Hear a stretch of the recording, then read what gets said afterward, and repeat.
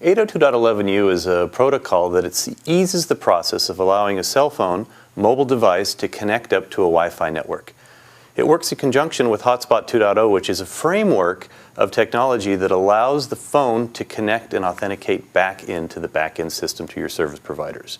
Now, it's an important problem to solve because, as we know today, when you've got a cell phone, you get off the airplane, you walk in, turn it on, instantly get a cellular connection to get access to your voicemail, all your voice calls. However, it's not that easy to easily connect to a Wi-Fi signal. You walk into the airport, you walk into your favorite coffee shop, you have to pick up your phone, you got to push a few buttons, you've got to know an SSID, you might be prompted with a username, a password. It's not easy. And if it's not easy, you're not going to do it. So what 802.11u does is make that connection seamless to the user. You actually don't have to do anything. It's automatic. And then Hotspot 2.0, again, allows that phone to connect to the access point, to connect to the back-end system of devices, of service providers, and makes it all work together. Again, easy to connect, don't have to think about it, but it solves the problem of keeping you Wi-Fi connected wherever you are.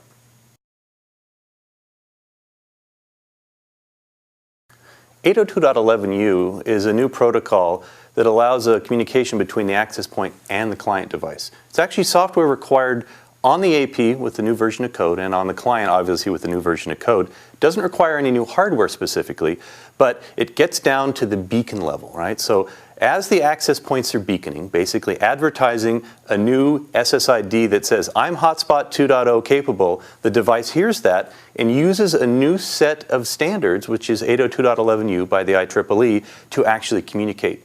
There's a couple of very interesting things that it does. First off, it uses something called generic advertisement service. In those beacons, it can advertise what type of services are out there. So that way, a phone, mobile device walking up, it could even be a laptop. It's not necessarily just a mobile phone. It sees these new beacons and it can query using the Access Network Query Protocol, or ANQP, to say, all right, I understand that there's some services, but how do they work? And through ANQP, it will tell you that there's a service that needs a username and password. There's another service that uses eSIM, which allows you to do authentication based on the SIM card. And your phone vendor, your service provider might say, oh, you know what? I'm eSIM capable. So is the service I see. Let me go ahead and connect. Again, automating the connection, automating the capability to get on the network. So 802.11u, again, is the protocols that's wrapped up access point mobile device that allows them to automate the connection. Again, the end result, you're connected, you don't have to do anything.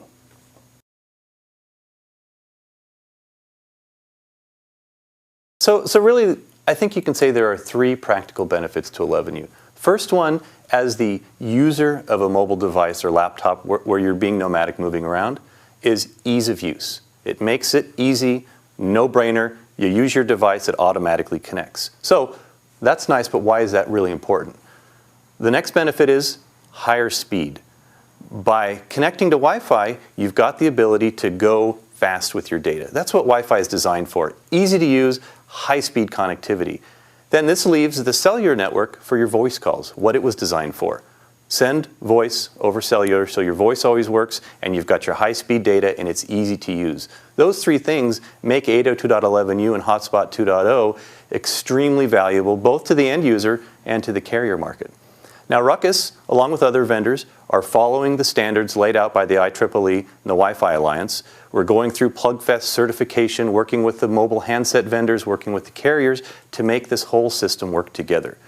We're tracking it through 2011, 2012. I think you'll see more and more announcements for people as we get towards the end of 2012, as we look at standardizing and completely certifying things. So we've got a little bit to go, but definitely Ruckus is involved in helping to drive where this is going because it's such a valuable technology.